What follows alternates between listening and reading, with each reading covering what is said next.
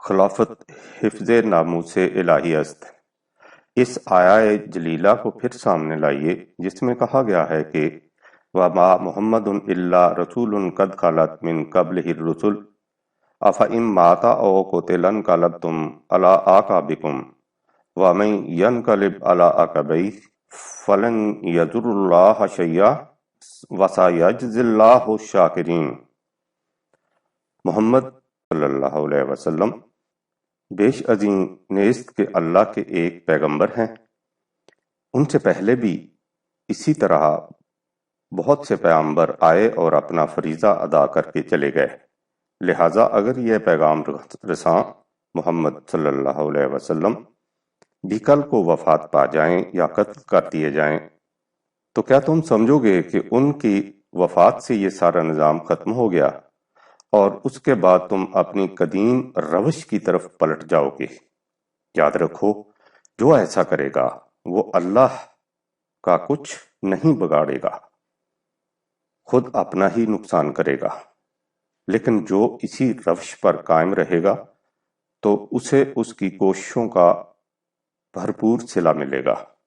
دین اور مذہب کا فرق اس سے واضح ہے کہ جو نظام رسول اللہ نے قائم فرمایا تھا وہ آپ کی ذات اور حیات تک محدود نہیں تھا، اسے حضور کے بعد بھی اسی طرح جاری و ساری رہنا تھا۔ نبوت تو آپ کی ذات پر ختم ہو گئی تھی، لیکن نبوت کی روح سے قائم کردہ نظام کا سلسلہ بدستور آگے چلنا تھا۔ اس نظام کو جاری رکھنے کے لیے حضور کی جانشینی کو خلافت کہا جاتا ہے، اور جن کے ہاتھوں اسے جاری رہنا تھا انہیں رسول اللہ کے خلفاء، جانشین یعنی سکسیسرز۔ یہیں سے دین اور مذہب کا فرق سمجھ میں آ جاتا ہے۔ مذہب اللہ اور بندے کے درمیان پرائیویٹ تعلق کا نام ہوتا ہے، جس کا وجود فرد متعلقہ کے ذہن سے باہر کہیں نہیں ہوتا۔ یہ تعلق پوجا پاٹ، بھکتی یا پرستش کی چند رسومات یا گیان دھیان، مراقبوں، ریاضتوں کی روح سے قائم کر لیا جاتا ہے، یعنی یہ کہہ کر اپنے دل کو مطمئن کر لیا جاتا ہے کہ وہ تعلق پیدا ہو گیا ہے۔ اس سے ظاہر ہے کہ یہ ایک خالصتاً انفرادی اور داخلی یا موضوعی سبجیکٹو جذبہ کا نام ہے، جس کے لیے کسی نظام کی ضرورت نہیں ہوتی۔ اس کے برعکس دین اس نظام کا نام ہے جو قوانین خداوندی کی بنیادوں پر قائم کیا جاتا ہے، اور اس کا دائرہ انسانی زندگی کے ہر شعبے اور کاروبار حیات کے ہر گوشے کو محیط ہوتا ہے۔ اسی کو عصر حاضر کی اصطلاح میں نظام مملکت کہا جاتا ہے۔ اسلام دین ہے، مذہب نہیں۔ مذہب کل تو لفظ تک قرآن میں نہیں آیا۔ اللہ کے رسول ہمیشہ دین لے کر آتے تھے، لیکن ان کے بعد ان کے نام لیوا اس دین کو مذہب میں تبدیل کر دیتے تھے، اور مذہبی پیشوائیت اس کی اجارہ داری سنبھال لیتی تھی۔ یہی کچھ ہوتا چلا آ رہا تھا کہ اللہ کے آخری رسول محمد صلی اللہ علیہ وسلم دین خداوندی لے کر آئے۔ اس دین نظام مملکت کے اصول و قوانین عالمگیر تھے، کیونکہ اسے تمام نوع انسان کے لیے ضابطۂ حیات قرار دیا گیا تھا۔ 81/27 مکمل اور غیر متبدل تھا۔ 6/116 اور اسے قرآن کریم کی دفتین میں محفوظ کر دیا گیا تھا۔ 15/9 اس نظام کا بنیادی نقطہ یہ تھا کہ کسی انسان کو حق حاصل نہیں کہ وہ کسی دوسرے انسان پر حکومت کرے۔ 3/89 حکومت کا حق صرف خدا کو حاصل ہے۔ ان الحکم الا للہ۔ 12/40 لیکن اللہ تو ایک ایسی بسیط حقیقت ہے جس کا محسوس شکل میں سامنے آ کر حکومت کرنا تو درکنار، وہ برتر از قیاس و خیال و گمان و وہم ہے۔ اس لیے سوال یہ پیدا ہوا کہ اللہ کی حکومت سے مراد کیا ہے؟ اس کا جواب اس نے خود ہی دے دیا کہ اللہ کی حکومت سے مراد ہے اس کی کتاب قرآن مجید کے قوانین و احکام کی اطاعت، یہی مومن و کافر میں خط امتیاز ہے۔ چنانچہ اس نے واضح الفاظ میں کہہ دیا کہ من لم یحکم بما انزل اللہ فاولئک هم الکافرون، جو خدا کی کتاب کے مطابق حکومت قائم نہیں کرتے انہی کو کافر کہا جاتا ہے۔ نظام مملکت۔ لیکن اس سے پھر یہ سوال پیدا ہوا کہ کتاب تو ایک ضابطہ کا نام ہے، اس کی اطاعت کسی زندہ محسوس اتھارٹی کے ذریعے ہی کی جا سکتی ہے۔ وہ اتھارٹی کون سی ہوگی؟ اس کے جواب میں کہا گیا کہ وہ اتھارٹی سب سے پہلے یہ رسول ہوگا جو اس نظام کو قائم کرے گا۔ اسی لیے اس رسول سے کہا گیا ہے کہ فاحکم بینہم بما انزل اللہ 5/48۔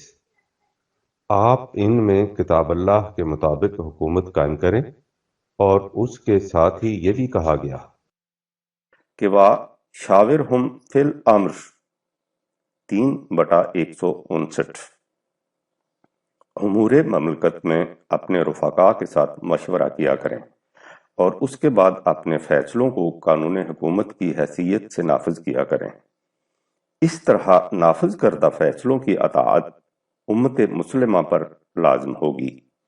قرآن کریم میں جہاں جہاں اللہ اور رسول کی اطاعت کا حکم دیا گیا ہے، اس سے مراد انہی فیصلوں کی اطاعت ہے، یعنی ان فیصلوں کی اطاعت جو قوانین خداوندی کے مطابق سربراہ مملکت اپنے رفقا کے مشورہ سے نافذ کرے۔ اس سے واضح ہے کہ جیسا کہ پہلے کہا جا چکا ہے، یہ نظام رسول اللہ صلی اللہ علیہ وسلم کی ذات اور حضور کی زندگی تک محدود نہیں تھا، اسے اسی طرح آگے چلنا تھا۔ اس فرق کے ساتھ رسول اللہ کی زندگی میں اس مملکت کی سربراہی خود رسول اللہ کے پاس تھی۔ آپ کی وفات کے بعد آپ کے جانشین خلیفۃ الرسول کی طرف منتقل ہو جانا تھا۔ اب اللہ اور رسول کی اطاعت سے مراد خلیفۃ الرسول کے فیصلوں کی اطاعت تھی، اور اسی طرح اس سلسلہ کو آگے بڑھتے چلے جانا تھا۔ اس حقیقت کو پھر دوہرا لینا چاہیے کہ نہ یہ فیصلے سربراہ مملکت کے اپنے ذاتی فیصلے تھے، یہ فیصلے سربراہ مملکت کی حیثیت سے مندرجہ بالا اصول و ضوابط کے مطابق طے اور نافذ کردہ فیصلے تھے، اور نہ ہی یہ مملکت کسی کی ذاتی ملکیت تھی، وہ اپنے بعد جسے چاہے اس کا وارث اور مالک بنا دے۔ یہ مملکت پوری کی پوری امت کی ملکیت تھی، کیونکہ یہ ان کے ایمان اور اعمال صالحہ کے نتیجہ میں حاصل ہوئی تھی۔ 24/55۔ اور اس تمکن اقتدار میں وہ سب شریک تھے۔ 22/41۔ خلیفۃ الرسول کا انتخاب۔ ان تصریحات سے واضح ہے کہ رسول اللہ کی وفات کے بعد رفقائے رسول اللہ صلی اللہ علیہ وسلم صحابہ کے بار کا سب سے مقدم فریضہ یہ تھا کہ وہ جانشین رسول اللہ کا انتخاب کریں، کیونکہ مملکت کا ایک لمحہ کے لیے بھی سربراہ کے بغیر رہنا خطرے سے خالی نہیں ہوتا۔ اس کی طرف سے ہم سابقہ باب میں اشارہ کر چکے ہیں۔ آئیے ہم دیکھیں کہ اس نہایت اہم فریضہ کی ادائیگی کے لیے صحابہ نے کیا کیا، لیکن قبل اس کے کہ ہم اس کی تفصیل سامنے لائیں، ایک اور حقیقت کا سمجھ لینا بھی ضروری ہے۔ ہم اس کتاب کے مقدمہ میں بتا چکے ہیں کہ ہماری موجودہ تاریخ قطعاً قابل اعتماد نہیں۔ ضرورت ہے کہ عہد رسالت مآب اور عصر صحابہ کی تاریخ قرآن کریم کو معیار قرار دے کر از سر نو مدون کی جائے۔ اس مقام پر ہم نے اس کی مثالیں نہیں دی تھیں کہ ہماری تاریخ میں اس دور کے متعلق کیا کچھ کہا گیا ہے، جو اس امر کی آپ شہادت ہے کہ وہ وضعی ہے۔ آپ غور فرمائیے کہ رسول اللہ صلی اللہ علیہ وسلم کی وفات کے بعد مدینہ میں اکابر صحابہ کا طبقہ مہاجرین اور انصار پر مشتمل تھا، جن کے متعلق خود اللہ کی یہ شہادت موجود ہے کہ وہ سچے اور پکے مومن تھے۔ سورہ انفال میں ہے والذین آمنوا من بعد وہاجروا وجاہدوا معکم فاولئک منکم واولی الارحام بعضهم اولی بعض فی کتاب اللہ ان اللہ بکل شیء علیم۔ جو لوگ ایمان لائے اور ہجرت کی اور اللہ کی راہ میں جہاد کیا، اور جن لوگوں نے انہیں پناہ دی یہ سب مومن حقہ پکے اور سچے مومن ہیں، ان کے لیے اللہ کی طرف سے مغفرت ہے اور رزق کریم کی نوازش۔ اللہ ان سے راضی ہے اور یہ اپنے اللہ سے راضی۔ اللہ نے ان کے لیے جنت کے وہ باغات تیار کر رکھے ہیں جن کے نیچے نہریں جاری ہیں اور جن میں یہ ہمیشہ رہیں گے۔ یہ عظیم کامرانی اور کامیابی ہے۔ 9/100۔ ان خدائی شہادات سے واضح ہے کہ ان حضرات سے کوئی ایسی بات سرزد نہیں ہو سکتی تھی جو ایک پکے اور سچے مومن کے شایان شان نہ ہو۔ ان کے باہمی تعلقات کے متعلق فرمایا کہ محمد رسول اللہ والذین معہ اشداء علی الکفار رحماء بینہم۔ 48/29۔ محمد اللہ کے رسول اور ان کے رفقاء کا یہ عالم ہے کہ وہ باہمدگر بریشم کی طرح نرم ہیں اور مخالفین کے مقابلہ میں چٹان کی طرح سخت۔ دوسرے مقام پر اس کی وضاحت یہ کہہ کر دی کہ وَأَلَّفَ بَيْنَ قُلُوبِهِمْ۔ 8/63۔ اللہ نے ان کے دلوں میں ایک دوسرے کی الفت ڈال دی، اور یہ ایسی عظیم متاع گراں بہا ہے کہ رسول اللہ صلی اللہ علیہ وسلم اگر آپ ساری دنیا کی دولت بھی خرچ کر ڈالتے تو اسے کہیں سے خرید نہ سکتے۔ یہ اللہ کا انعام ہے جسے اس نے خاص طور پر ارزانی فرمایا ہے، جس سے یہ آپس میں بھائی بھائی بن گئے۔ 3/102۔ ہماری تاریخ۔ یہ ہے صحابہ کبار کے ایمان اور سیرت و کردار کی وہ شہادت جو خود قرآن کریم میں موجود ہیں۔ اب آپ دیکھیے کہ ایسی بلند سیرت کے حاملین کے متعلق ہماری تاریخ میں کیا کہا گیا ہے۔ حدیث کی وہ کتاب جسے اصل الکتب بعد کتاب اللہ کہا جاتا ہے، یعنی صحیح بخاری کے باب وفات النبی میں حضرت عبداللہ ابن عباس کی روایت سے حسب ذیل واقعہ بیان کیا گیا ہے۔ اس بیماری میں جس میں آپ نے وفات فرمائی، علی ابن طالب رسول اللہ صلی اللہ علیہ وسلم کے پاس سے باہر آئے۔ لوگوں نے ان سے پوچھا، ابو الحسن رسول اللہ صلی اللہ علیہ وسلم نے کس حالت میں صبح فرمائی؟ حضرت علی نے جواب دیا کہ الحمدللہ اچھی حالت میں صبح فرمائی ہے۔ تو عباس بن عبد المطلب ان کا ہاتھ پکڑ کر ایک طرف کو لے گئے اور ان سے کہنے لگے، خدا کی قسم 3 دن کے بعد تم لاٹھی کے غلام ہوگے۔ بخدا میرا یہ خیال ہے کہ رسول اللہ صلی اللہ علیہ وسلم کا اپنی اس بیماری میں انتقال ہو جائے گا۔ میں خوب پہچانتا ہوں کہ عبد المطلب کی اولاد کے چہرے مرتے وقت کیسے ہوتے ہیں۔ چلو رسول اللہ صلی اللہ علیہ وسلم کے پاس چلیں اور آپ سے دریافت کر لیں کہ آپ کے بعد حکومت کن لوگوں میں ہوگی۔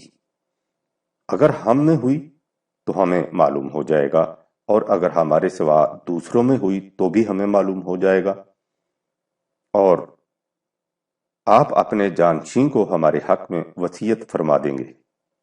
اس پر حضرت علی نے فرمایا کہ کیا اس امر کی طمع ہمارے سوا کسی دوسرے کو بھی ہو سکتی ہے؟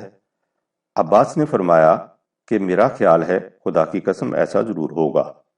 اس پر علی نے کہا کہ خدا کی قسم اس بارہ میں اگر ہم نے رسول اللہ صلی اللہ علیہ وسلم سے پوچھ لیا اور آپ نے انکار کر دیا تو آپ کے بعد لوگ پھر ہمیں حکومت کبھی نہیں دیں گے۔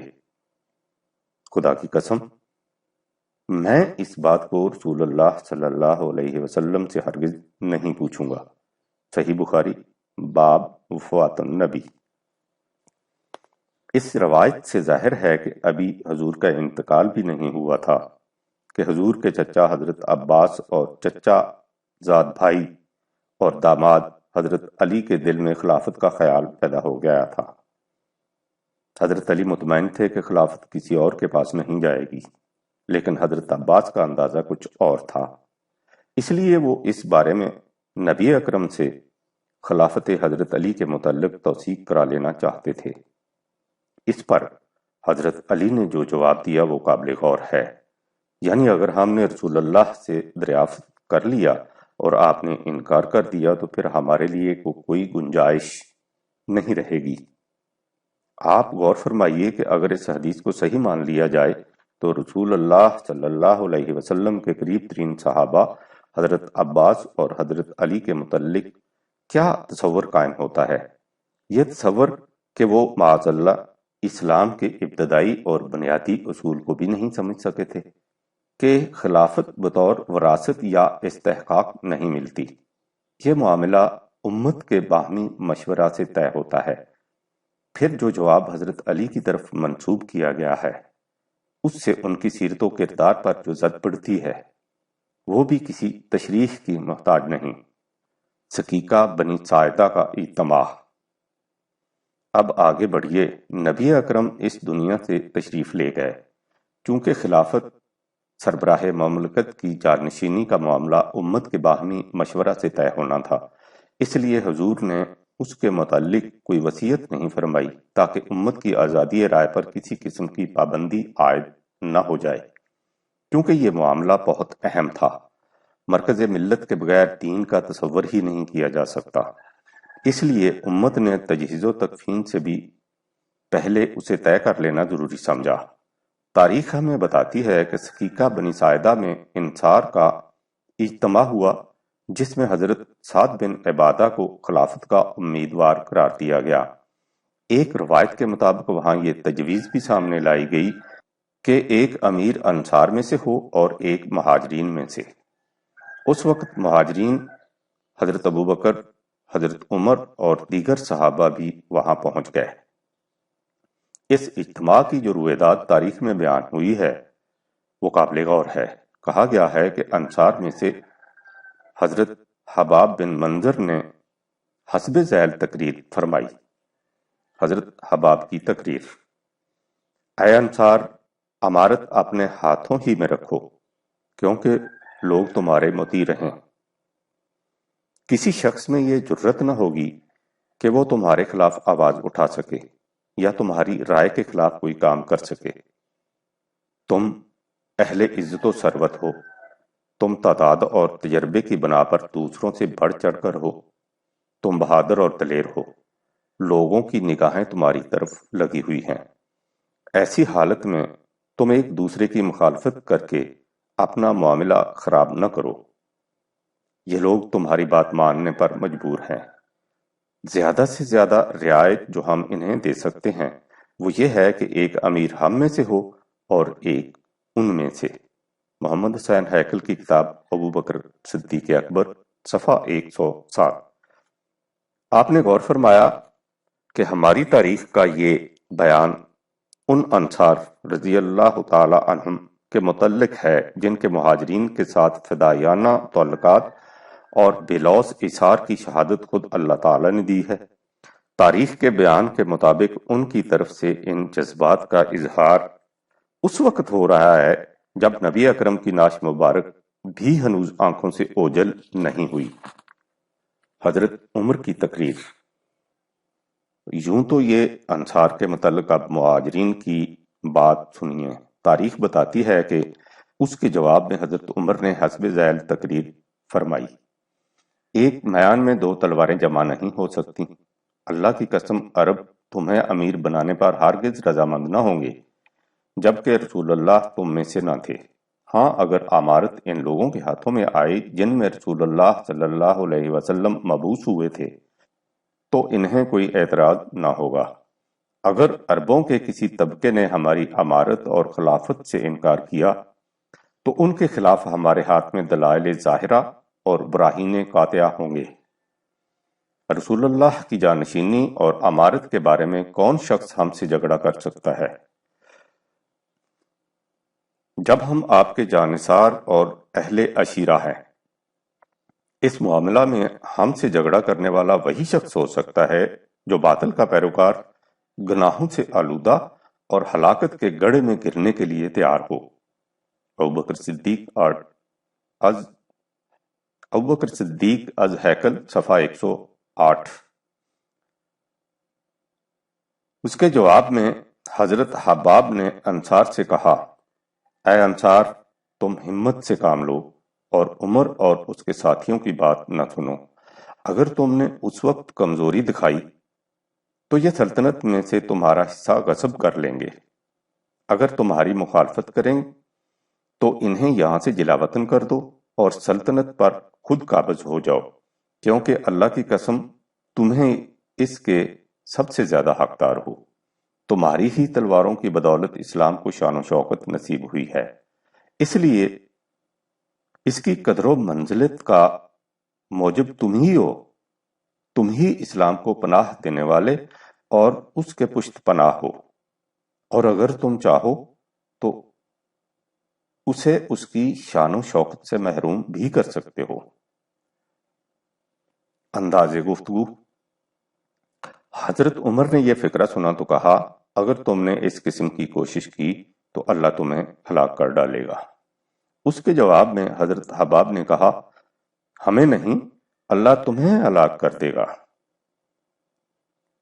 یہ ہے ہماری تاریخ کے مطابق ان صحابہ کے باہمی تعلقات کا نقشہ، جن کے متعلق اللہ تعالیٰ یہ سرٹیفکیٹ دیتا ہے کہ اشداء علی الکفار رحماء بینہم، وہ کفار کے مقابلہ میں بڑے سخت اور آپس میں بڑے ہمدرد تھے۔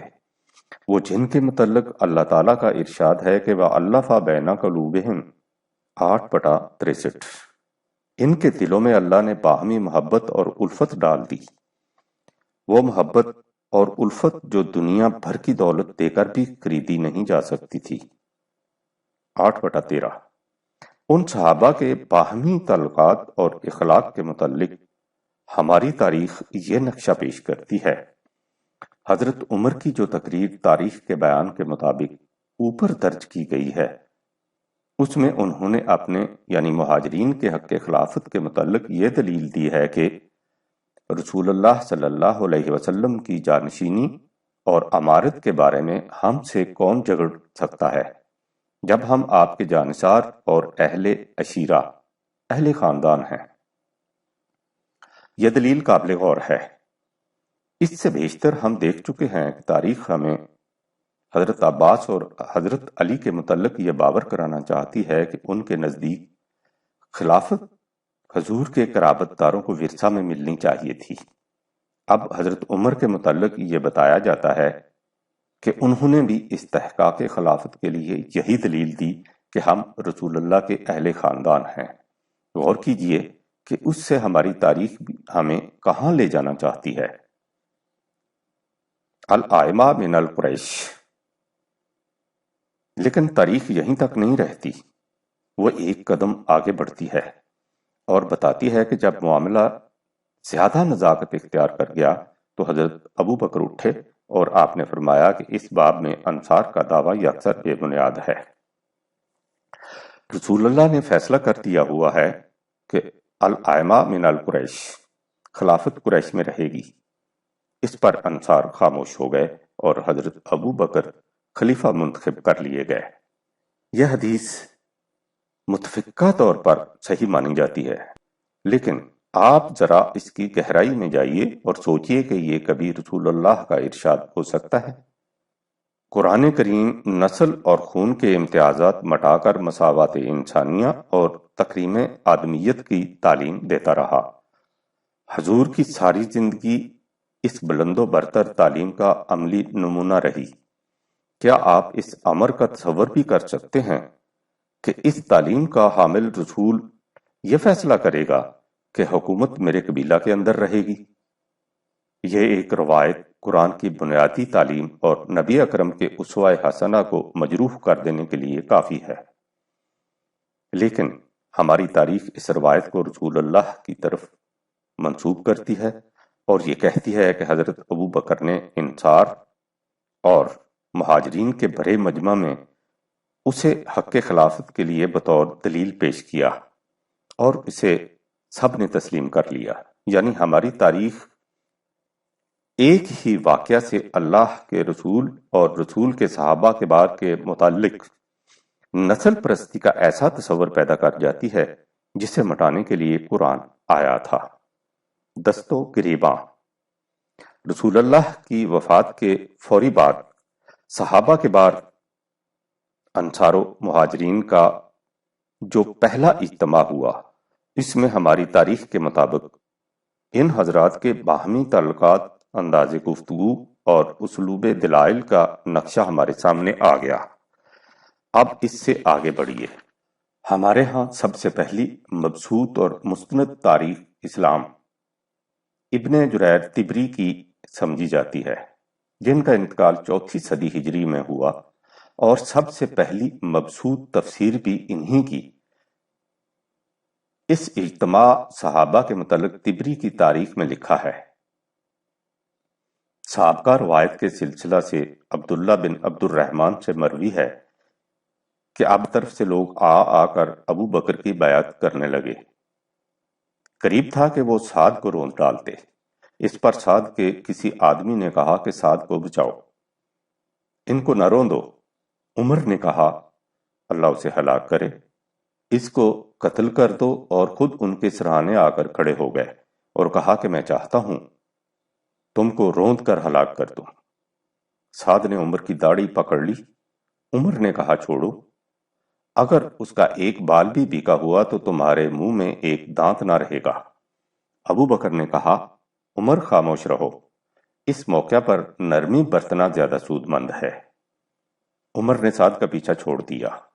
سعد نے کہا کہ اگر مجھ میں اٹھنے کی بھی طاقت ہوتی تو میں تمام مدینے کی گلی کوچوں کو اپنے حامیوں سے بھر دیتا کہ تمہارے اور تمہارے ساتھیوں کے ہوش و حواس جاتے رہتے، اور بخدا اس وقت تم کو ایسی قوم کے حوالے کر دیتا جو میری بات نہ مانتے، بلکہ میں ان کا اتباع کرتا۔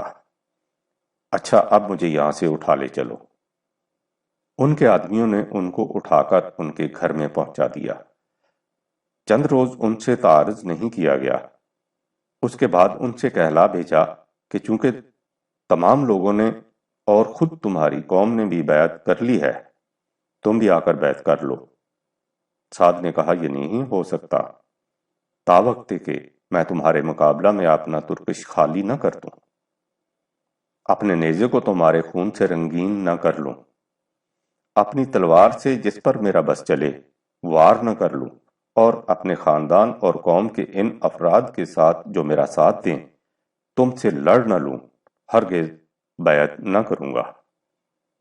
خدا کی قسم اگر انسانوں کے ساتھ جن بھی تمہارے ساتھ ہو جائیں، تب بھی جب تک میں اپنے معاملہ کو اپنے رب کے سامنے پیش نہ کر لوں بیعت نہیں کروں گا۔ تاریخ طبری جلد اول حصہ 4۔ معاذ اللہ۔ اس سے ایک صفحہ آگے ہے۔ ضحاک بن خلیفہ سے مروی ہے کہ امارت کے انتخاب کے موقع پر حباب بن المنذر نے کھڑے ہو کر تلوار نکال لی اور کہا کہ میں ابھی اس کا تصفیہ کر دیتا ہوں، میں شیر ہوں اور شیر کی کھوہ میں ہوں اور شیر کا بیٹا ہوں۔ عمر نے اس پر حملہ کیا، اس کے ہاتھ پر وار کیا، تلوار گر پڑی۔ عمر نے اسے اٹھا لیا اور پھر سعد پر جھپٹے، اور لوگ بھی سعد پر جھپٹے۔ اب سب نے باری باری آ کر بیعت کی۔ سعد نے بھی بیعت کی۔ اس وقت عہد جاہلیت کا سارا منظر پیش آیا اور تو میں ہونے لگی۔ حضرت ابو بکر اس سے دور رہے۔ جس وقت سعد پر لوگ چڑھ گئے، کسی نے کہا کہ تم لوگوں نے سعد کو مار ڈالا۔ عمر نے کہا اللہ اسے ہلاک کر دے، یہ منافق ہے۔ عمر کی تلوار کے سامنے ایک پتھر آ گیا اور ان کی ضرب سے وہ قطع ہو گیا۔ کلیجے پر ہاتھ رکھیے اور اس فقرہ کو پڑھیے۔ اس وقت عہد جاہلیت کا سا منظر پیش آیا اور تو میں ہونے لگی۔ بہرحال حضرت ابو بکر خلیفہ منتخب ہو گئے۔ اس کے بعد دوسرے امیدوار حضرت سعد کا طرز عمل کیا رہا سنیے۔ اس کے بعد سعد نہ ابو بکر کے امامت میں نماز پڑھتے تھے اور نہ جماعت میں شریک ہوتے تھے۔ حج میں بھی مناسک حج ان کے ساتھ ادا نہیں کرتے تھے۔ ابو بکر کے انتقال تک ان کی یہی روش رہی۔ طبری صفحہ 8۔ داڑیاں نوچنا۔ ہم اوپر دیکھ چکے ہیں کہ سقیقہ کے تنازع میں حضرت سعد نے حضرت عمر کی داڑھی پکڑ لی تھی تاریخ ہمیں بتاتی ہے کہ ایک دوسرے کی داڑیاں نوچنا معاذ اللہ ان حضرات کا معمول سا ہو گیا تھا۔ چنانچہ اس میں لکھا ہے کہ جب حضرت اسامہ کی امارت عساکر کے مسئلہ میں حضرت عمر اور حضرت ابو بکر میں اختلاف رائے ہوا تو ابو بکر جو بیٹھے ہوئے تھے غصے سے اچھل پڑے اور بڑھ کر انہوں نے عمر کی داڑھی پکڑ لی اور کہا، اے ابن الخطاب، اللہ تیری ماں کا برا کرے کہ تم مر جاتے، بھلا جس شخص کو رسول اللہ صلی اللہ علیہ وسلم نے اس پر فائز کیا ہے تم مجھ سے کہتے ہو کہ میں اسے علیحدہ کر دوں۔ حضرت علی کا رد عمل۔ یہ جملہ معترضہ تھا۔ اب پھر انتخاب خلیفہ اول کی تاریخی داستان کی طرف آئیے۔ اس تمام واقعہ میں حضرت علی کا ابھی تک کہیں ذکر نہیں آیا۔ آپ یقیناً یہ معلوم کرنے کے لیے مشوش ہوں گے کہ جن بزرگوار حضرت علی کے دل میں سب سے پہلے خلافت کا خیال پیدا ہوا تھا، حضرت ابو بکر کے انتخاب پر ان کی طرف سے کیا رد عمل ہوا، تاریخ اس کے متعلق تفصیل سے بتاتی ہے۔ غور سے سنیے۔ مہاجرین اور انصار کے چند افراد حضرت ابو بکر کی بیعت میں شامل نہ تھے، بلکہ ان کا میلان حضرت علی ابن ابی طالب کی طرف تھا۔ ان میں سے مشہور لوگ یہ تھے: عباس بن عبد المطلب، فضل بن عباس، زبیر بن عوام بن العاص، خالد بن سعید، مقداد بن عمر، سلمان فارسی، ابو ذر غفاری، عمار بن یاسر، برا بن عازب، ابی بن قعب۔ ابو بکر نے عمر، ابو عبیدہ بن الجراح، مغیرہ بن شعبہ سے ان لوگوں کے بارے میں مشورہ کیا تو انہوں نے جواب دیا کہ آپ عباس بن عبد المطلب سے ملیے اور خلافت میں ان کا حصہ بھی رکھ دیجیے جو ان کی اولاد کی طرف منتقل ہو جائے گا۔ اس طرح ان کے اور ان کے بھتیجے علی ابن ابی طالب کے درمیان اختلاف واقع ہو جائے گا، اور یہ بات آپ کو علی کے مقابلہ میں فائدہ مند ثابت ہوگی۔ اس مشورہ کے مطابق ابو بکر عباس سے ملے تو دونوں کے درمیان طویل گفتگو ہوئی۔ حضرت ابو بکر نے کہا، آپ رسول اللہ صلی اللہ علیہ وسلم کے چچا ہیں، ہم چاہتے ہیں کہ خلافت میں آپ کا حصہ بھی موجود ہو جو آپ کے بعد آپ کی اولاد میں منتقل ہوتا رہے۔ لیکن حضرت عباس رضی اللہ عنہ نے یہ پیشکش رد کر دی، اگر خلافت ہمارا حق ہے تو ہم ادھوری خلافت لینے پر رضامند نہیں ہو سکتے۔ ابو بکر الہیکل، صفحہ 119۔ اس کے بعد لکھا ہے، ایک اور روایت میں جس کا یعقوبی اور بعض دیگر مورخین نے بھی ذکر کیا ہے، مذکور ہے کہ مہاجرین اور انصار کی ایک جماعت حضرت علی کی بیعت کرنے کے ارادے سے حضرت فاطمہ الزہرا رضی اللہ تعالی عنہا بنت رسول اللہ صلی اللہ علیہ وسلم کے گھر میں جمع ہوئی۔ ان میں خالد بن سعید بھی تھے۔ خالد نے حضرت علی سے کہا، اللہ کی قسم، رسول اللہ صلی اللہ علیہ وسلم کی جانشینی کے لیے آپ سے بہتر اور کوئی آدمی نہیں، اس لیے آپ ہماری بیعت قبول کر لیجئے۔ جب حضرت ابو بکر اور حضرت عمر کو اس اجتماع کی خبر ملی تو وہ چند لوگوں کو لے کر حضرت فاطمہ الزہرا کے گھر پہنچے اور اس پر حملہ کر دیا۔ حضرت علی تلوار ہاتھ میں لے کر گھر سے باہر نکلے۔ سب سے پہلے ان کی مٹ بھیڑ حضرت عمر سے ہوئی۔ حضرت عمر نے ان کی تلوار توڑ ڈالی اور وہ دوسرے لوگوں کے ہمراہ گھر میں داخل ہو گئے۔ اس پر حضرت فاطمہ الزہرا رضی اللہ تعالی عنہا گھر سے باہر آئیں اور کہا، یا تو تم لوگ میرے گھر سے نکل جاؤ ورنہ اللہ کی قسم میں اپنے سر کے بال نوچ لوں گی اور تمہارے خلاف اللہ سے مدد طلب کروں گی۔ حضرت فاطمہ کی زبان سے یہ الفاظ سن کر سب لوگ گھر سے باہر نکل گئے۔ کچھ روز تک تو مذکورہ بالا اصحاب بیعت سے انکار کرتے رہے، لیکن آہستہ آہستہ یکے بعد دیگرے سب نے بیعت کر لی، سوا حضرت علی رضی اللہ عنہ کے۔ جنہوں نے 6-7 مہینے تک بیعت نہ کی، مگر حضرت فاطمہ رضی اللہ تعالی عنہ ماں کی وفات کے بعد انہوں نے بھی بیعت کر لی۔ ایک روایت میں ہے کہ حضرت علی رضی اللہ تعالی عنہ نے 40 روز بعد بیعت کر لی تھی۔ ایک اور روایت میں یہ بھی مذکور ہے کہ حضرت عمر رضی اللہ تعالی نے ارادہ کر لیا تھا کہ اگر بنو ہاشم حضرت فاطمہ کے گھر میں خفیہ مجالس منعقد کرنے سے باز نہ آئے تو وہ ایندھن جمع کر کے گھر کو آگ لگا دیں گے۔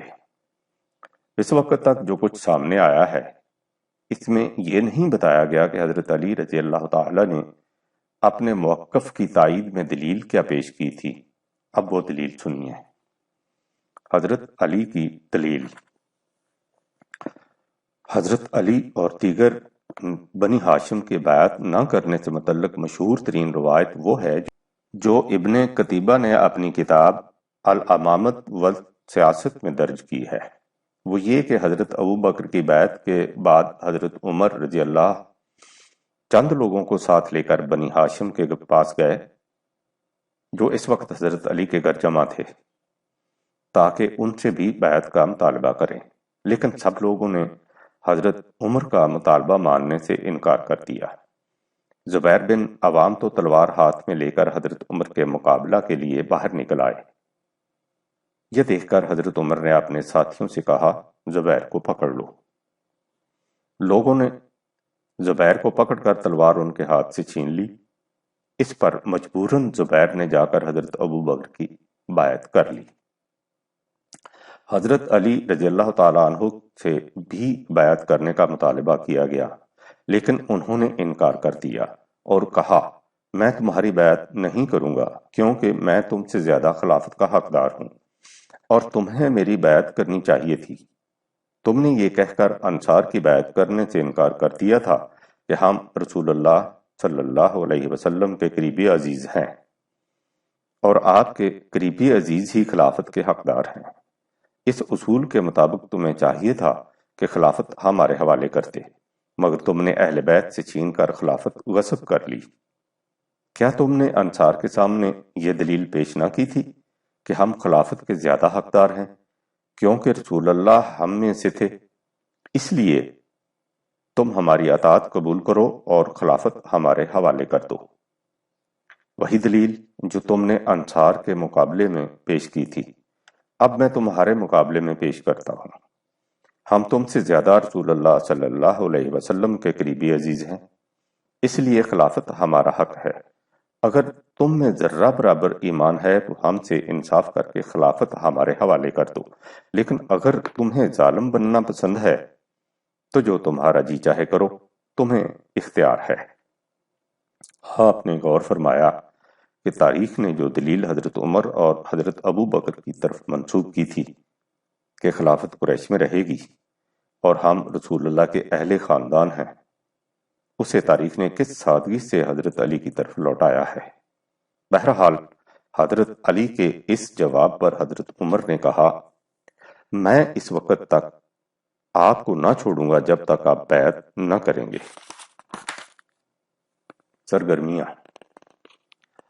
اس کے بعد حضرت علی اس وقت تیزی میں آ گئے اور کہنے لگے، عمر تم شوق سے دودھ دو جس میں تمہارا بھی حصہ ہے۔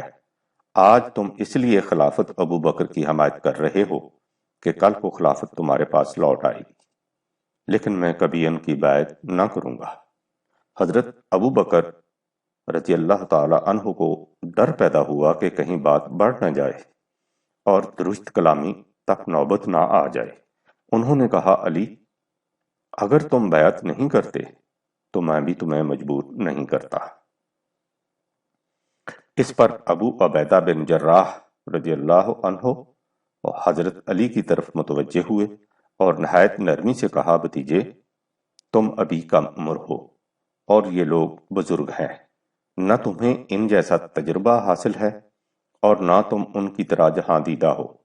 اگر قوم میں کوئی شخص رسول اللہ صلی اللہ علیہ وسلم کی جانشینی کے فرائض صحیح طور پر بجا لا سکتا اور خلافت کا بوجھ کا محقہ وہ اٹھا سکتا ہے تو وہ صرف ابو بکر رضی اللہ تعالی عنہ ہیں۔ اس لیے تم ان کی خلافت قبول کر لو۔ اگر تم نے لمبی عمر پائی تو یقیناً اپنے علم و فضل، دینی رتبے، فہم و ذکا، سابقیت اسلام، حسب و نسب اور رسول اللہ کی دامادی کا شرف حاصل ہونے کے باعث تم ہی خلافت کے مستحق ٹھہرو گے۔ یہ سن کر حضرت علی کے جوش کی انتہا نہ رہی اور وہ غصے سے بولے، اللہ اللہ، اے گروہ مہاجرین، تم رسول اللہ صلی اللہ علیہ وسلم کی حکومت کو آپ کے گھر سے نکال کر اپنے گھروں میں داخل نہ کرو۔ آپ کے اہل بیت کو ان کے صحیح مقام پر سرفراز کرو اور ان کا حق انہیں دو۔ اے مہاجرین، اللہ کی قسم، ہم ہی خلافت اور حکومت کے مستحق ہیں، کیونکہ ہم اہل بیت ہیں۔ ہم اس وقت تک اس کے حقدار ہیں جب تک ہم میں اللہ کی کتاب کا قاری، دین کا فقیہ، رسول اللہ صلی اللہ علیہ وسلم کی سنت کا عالم، رعایا کی ضرورت سے واقف، ان کی تکالیف کو دور کرنے والا اور ان سے مساوات کا سلوک کرنے والا قائم ہے، اور اللہ جانتا ہے کہ ہم میں ان صفات کا حامل موجود ہے۔ اس لیے اپنی خواہشات کی پیروی کر کے اللہ کے راستے سے گمراہی اختیار نہ کرو اور حق کے راستے سے دور نہ چلے جاؤ۔ راویوں کے بیان کے مطابق بشیر بن سعد بھی اس موقع پر موجود تھے۔ جب انہوں نے حضرت علی کی باتیں سنی تو کہا، اے علی، اگر یہ باتیں جو اس وقت تم نے کی ہیں انصار کا گروہ ابو بکر کی بیعت سے پہلے سن لیتا تو وہ لوگ تمہارے سوا کسی کی بیعت نہ کرتے۔ اس گفتگو کے بعد حضرت علی طیش میں بکھرے ہوئے گھر چلے گئے۔ جب رات ہوئی تو حضرت فاطمہ رضی اللہ تعالی عنہا کو لے کر باہر آئے اور انہیں ایک خچر پر بٹھا کر انصار کے پاس لے گئے۔ حضرت فاطمہ رضی اللہ تعالی عنہا گھر گھر جاتی اور ان سے حضرت علی کی مدد کرنے کی درخواست کرتی، لیکن ہر جگہ انہیں یہی جواب ملتا، اے بنت رسول اللہ صلی اللہ علیہ وسلم، ہم ابو بکر رضی اللہ تعالی عنہ کی بیعت کر چکے ہیں۔ اگر آپ کے خاوند بیعت سے قبل ہمارے پاس آتے تو ہم ضرور ان کی بیعت کر لیتے۔ یہ سن کر حضرت علی رضی اللہ تعالی عنہ غصے میں آ کر جواب دیتے، کیا میں رسول اللہ صلی اللہ علیہ وسلم کی نعش کو بلا تجہیز و تکفین چھوڑ دیتا اور باہر نکل کر آپ کی جانشینی کے متعلق لڑتا جھگڑتا پھرتا؟ حضرت فاطمہ بھی کہتی، ابو الحسن علی رضی اللہ تعالیٰ عنہ نے وہی کیا جو ان کے لیے مناسب تھا، باقی ان لوگوں نے جو کچھ کیا اللہ ان سے ضرور ان کا حساب لے گا اور بات پرس کرے گا۔ بخاری کی حدیث۔ ہیکل نے ان واقعات کو مختلف حوالوں سے نقل کیا ہے۔ اس باب میں بخاری میں حسب ذیل روایت آئی ہے۔ حضرت فاطمہ نبی صلی اللہ علیہ وسلم کے بعد 6 ماہ تک زندہ رہیں۔ جب ان کا انتقال ہوا تو ان کے شوہر علی رضی اللہ تعالیٰ عنہ نے رات کو ان کو دفن کر دیا اور ان کے انتقال کی اطلاع ابو بکر رضی اللہ تعالیٰ عنہ کو نہیں دی، بلکہ خود ہی نماز پڑھ لی، اور جب تک حضرت فاطمہ رضی اللہ تعالیٰ عنہ زندہ رہیں لوگوں کی نگاہوں میں حضرت علی رضی اللہ تعالیٰ عنہ کا ایک خاص وقار رہا، لیکن جب حضرت فاطمہ رضی اللہ تعالیٰ عنہ کا انتقال ہو گیا تو حضرت علی رضی اللہ تعالیٰ عنہ نے محسوس کیا کہ لوگوں کے چہرے اب بدل گئے ہیں، تو اب انہوں نے حضرت ابو بکر رضی اللہ تعالیٰ عنہ سے صلح کر لینے اور بیعت کرنے کی خواہش کی۔ ان 6 ماہ تک انہوں نے بیعت نہیں کی، چنانچہ انہوں نے حضرت ابو بکر رضی اللہ تعالیٰ عنہ کے پاس پیغام بھیجا کہ آپ ہمارے پاس تشریف لائیے، مگر آپ کے ساتھ کوئی دوسرا شخص نہ آئے۔ حضرت علی رضی اللہ تعالیٰ عنہ کو یہ بات گوارا نہیں تھی کہ حضرت عمر رضی اللہ تعالیٰ عنہ کو ساتھ لائے۔ اس پر حضرت عمر نے کہا کہ نہیں، خدا کی قسم، آپ ان کے ہاں تنہا نہیں جا سکیں گے۔ اس پر حضرت صدیق رضی اللہ تعالیٰ عنہ نے کہا کہ تم کیا سمجھتے ہو کہ وہ میرا کیا کر لیں گے؟ خدا کی قسم، میں ان کے پاس ضرور جاؤں گا۔ چنانچہ صدیق اکبر رضی اللہ تعالیٰ عنہ تشریف لے گئے تو حضرت علی نے خطبہ پڑھا اور فرمایا، ہم آپ کی فضیلت کو اور جو کچھ خدا نے آپ کو عطا کیا ہے اسے پہچانتے ہیں، اور کسی بھلائی پر جو حق تعالیٰ آپ کو عطا فرمائے ہم حسد نہیں کرتے، لیکن تم نے امر خلافت میں ہمارے خلاف استبداد سے کام لیا ہے۔ ہم سمجھتے تھے کہ رسول اللہ صلی اللہ علیہ وسلم سے ہماری قرابت کی وجہ سے اس میں ہمارا حصہ ہے۔ ظہر کی نماز پڑھنے کے بعد ابو بکر صدیق رضی اللہ تعالی عنہ ممبر پر چڑھے اور خطبہ دیا اور بیعت سے علی رضی اللہ تعالی عنہ کے تخلف کی صورت کو بیان کیا، اور جو عذر انہوں نے بیان کیا تھا اسے پیش کیا، پھر مغفرت کی دعا مانگی، اور اس کے بعد حضرت علی رضی اللہ تعالی عنہ نے خطبہ پڑھا اور حضرت ابو بکر رضی اللہ تعالی عنہ کے حق کے عظمت کو بیان کیا اور کہا کہ اب تک انہوں نے جو کچھ کیا ہے وہ ابو بکر سے کسی حسد کی بنا پر نہیں کیا اور نہ اس فضیلت سے انکار کی بنا پر جو خدا نے انہیں دی ہے، بلکہ ہم سمجھتے تھے کہ امر خلافت میں ہمارا حصہ ہے، اور ابو بکر رضی اللہ تعالی عنہ نے ہمارے خلاف استبداد سے کام لیا ہے، لہٰذا ہم اپنے دلوں میں ناراض تھے۔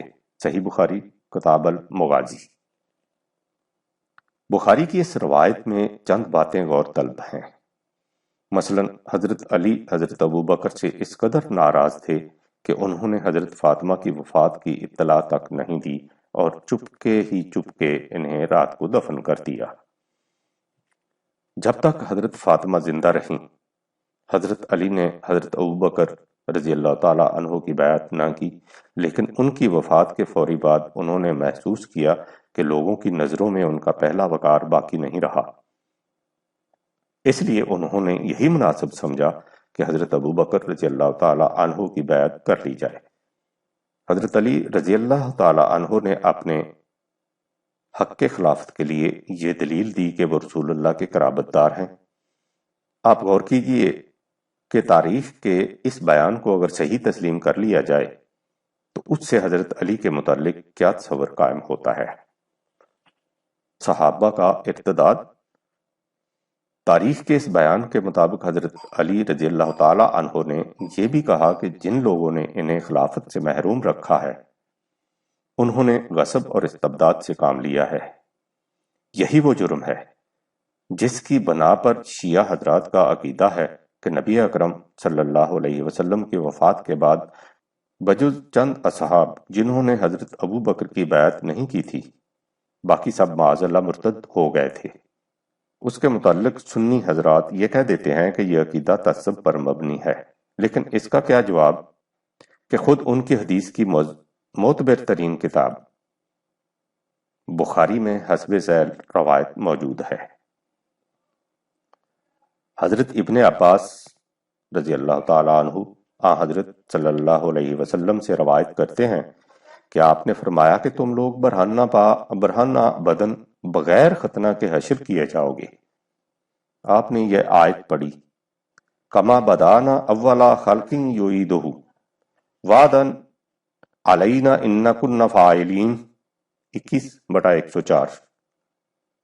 اور قیامت کے دن سب سے پہلے جسے کپڑے پہنائے جائیں گے وہ ابراہیم ہے۔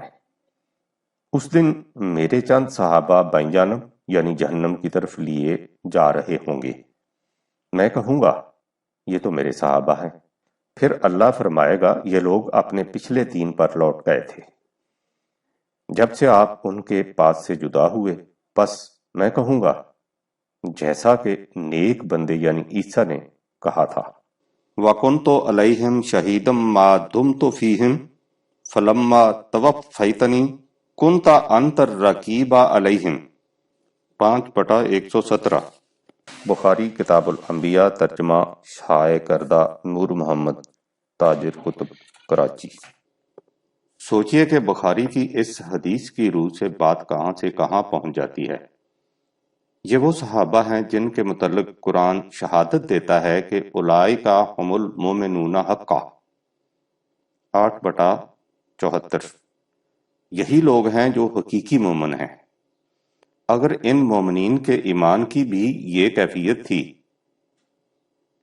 کہ ادھر رسول اللہ نے آنکھیں بند کیں اور ادھر یہ معاذ اللہ ایمان سے پھر گئے تو بہ دیگراں چے رسد۔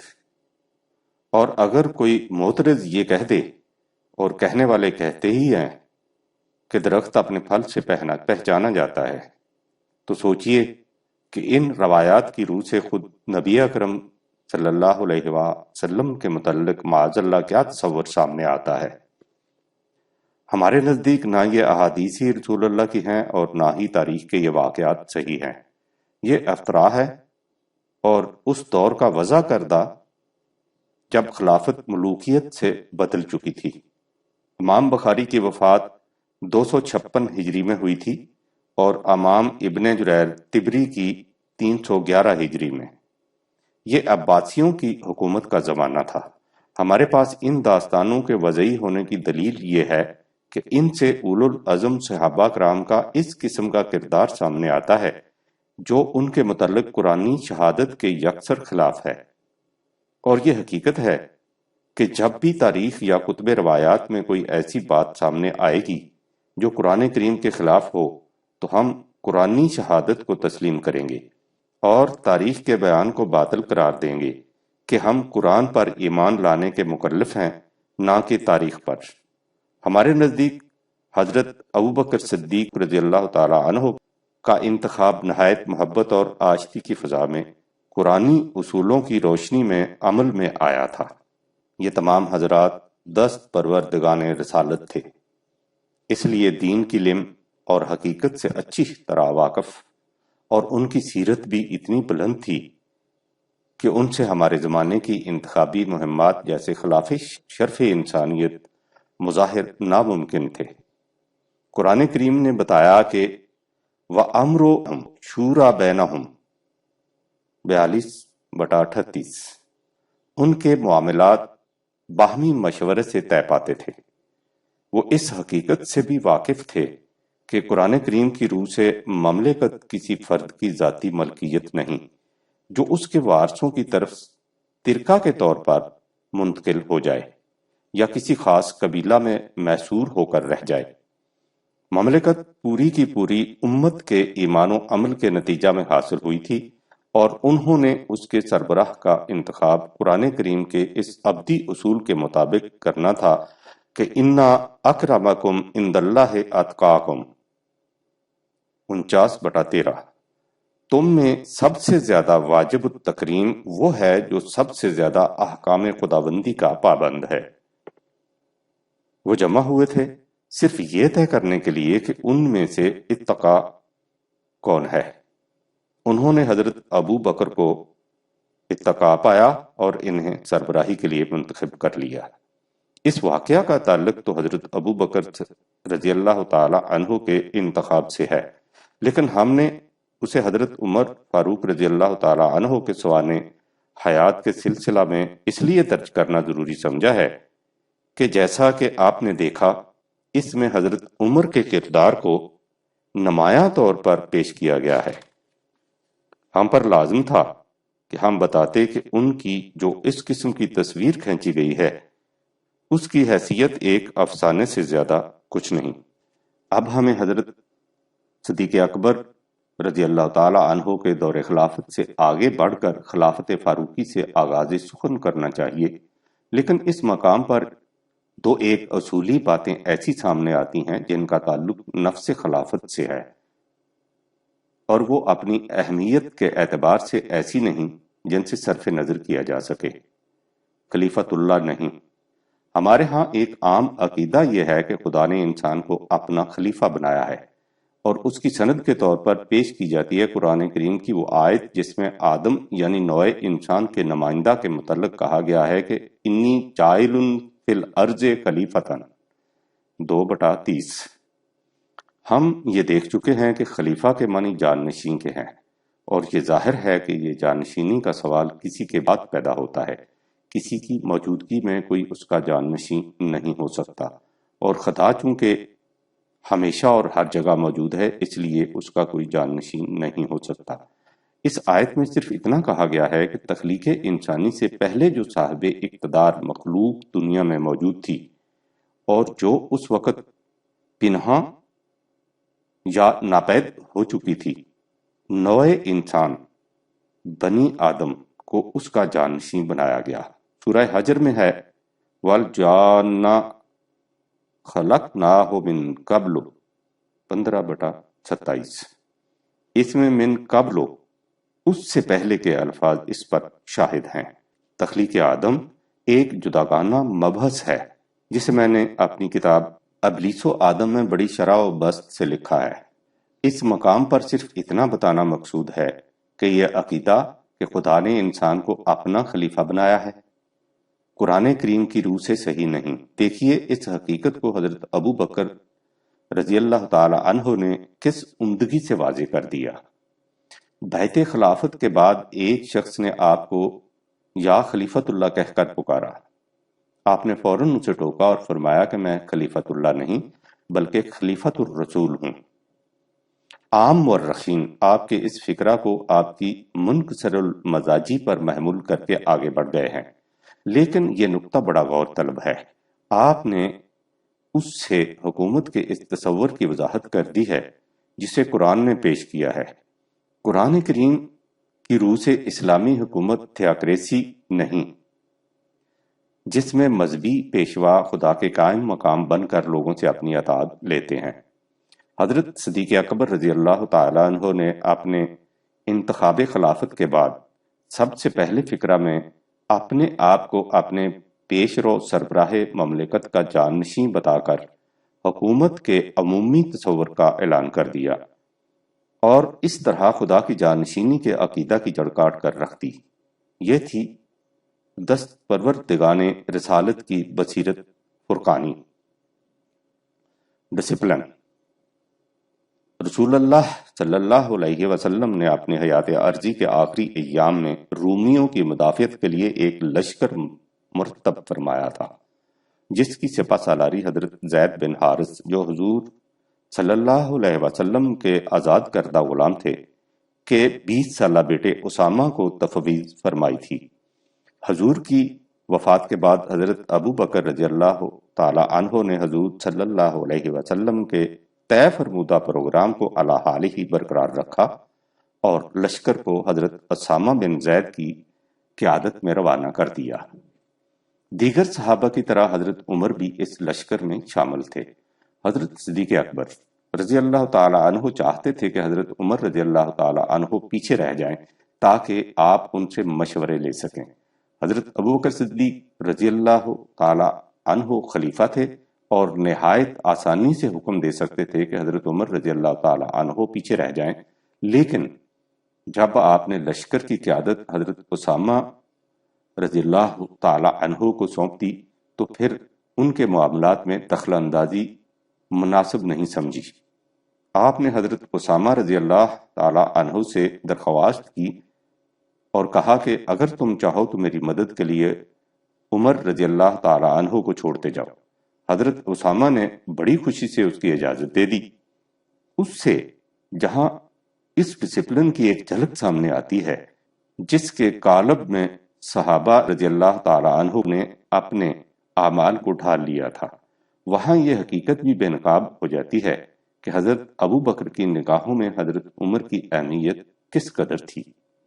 ایک دوسرے کا احترام۔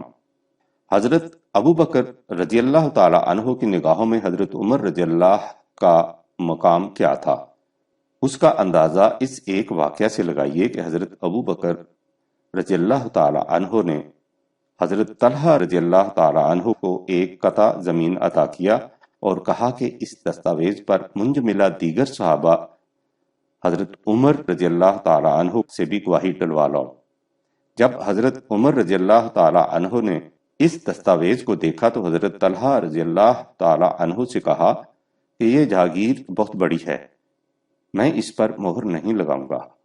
حضرت طلحہ رضی اللہ تعالی عنہ برافروختہ ہو کر حضرت ابو بکر رضی اللہ تعالی عنہ کے پاس آئے اور کہا کہ خدا کی قسم مجھے معلوم نہیں کہ خلیفہ آپ ہیں یا عمر۔ آپ نے جواب میں فرمایا کہ خلیفہ تو حضرت عمر ہی ہیں، لیکن انہوں نے قبول خلافت سے انکار کر دیا تھا، اس لیے یہ بار میرے کندھوں پر رکھا گیا۔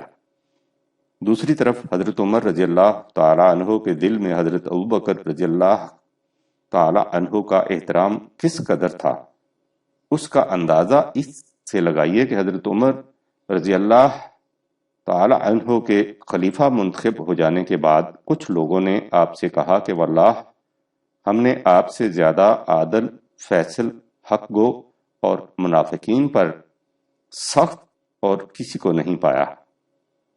آپ رسول اللہ صلی اللہ علیہ وسلم کے بعد سب سے بہتر انسان ہیں۔ اس پر حضرت عوف بن مالک رضی اللہ تعالی عنہ نے کہا کہ تم لوگ غلط کہتے ہو، میں نے رسول اللہ صلی اللہ علیہ وسلم کے بعد عمر رضی اللہ تعالی عنہ سے بہتر ابو بکر رضی اللہ تعالی عنہ کو پایا۔ یہ سن کر حضرت عمر رضی اللہ تعالی عنہ نے فرمایا کہ عوف نے سچ کہا ہے اور تم لوگوں نے غلط۔ ابو بکر رضی اللہ تعالی عنہ بوئے مشک سے بھی زیادہ پاکیزہ تھے، رہا میں تو میں اپنے گھر کے اونٹ سے بھی زیادہ بے راہ رو ہوں۔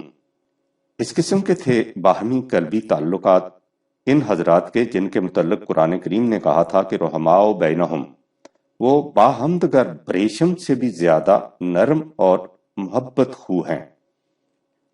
حضرت ابو بکر کے زمانہ میں آپ حضرت عمر رضی اللہ تعالی عنہ مدینہ کے قاضی مجسٹریٹ بھی رہے، لیکن کچھ عرصہ کے بعد اس منصب ہی کو ختم کرنا پڑا،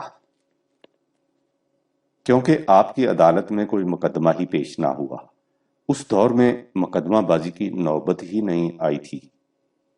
آئیے اب ہم حضرت عمر رضی اللہ تعالی عنہ کی خلافت کی طرف قدم بڑھائیں۔ حضرت عمر کا انتخاب۔ حضرت ابو بکر کے دوران خلافت حضرت عمر رضی اللہ عنہ ان کے مشیر اور شریک کار رہے۔ جب حضرت ابو بکر رضی اللہ تعالی عنہ مرض الموت میں مبتلا ہوئے تو انہوں نے محسوس کیا کہ انہیں اپنی جان چینی کا مسئلہ اپنے سامنے طے کر دینا چاہیے۔ ہم سمجھتے ہیں کہ ان کا یہ احساس بڑی عاقبت اندیشی اور حسن تدبر پر مبنی تھا۔ موجودہ زمانہ میں جہاں حکومتوں کا مدار آئین کانسٹیٹیوشن پر ہو اور قوم آئین کی قوت جانشینی کا مسئلہ چنداں دشواری پیدا نہیں کرتا، لیکن اس زمانے میں جب مملکت کا کوئی باضابطہ آئین نہیں ہوتا تھا، یہ زیادہ مناسب تھا کہ ایک سربراہ اپنی جانشینی کا مسئلہ خود اپنی موجودگی میں طے کر دے، تاکہ بعد میں کسی قسم کا خلفشار نمودار نہ ہو۔ اس مصلحت کے پیش نظر حضرت ابو بکر رضی اللہ تعالی عنہ کا یہ خیال ان کی فراست و بصیرت کی درخشاں شہادت ہے۔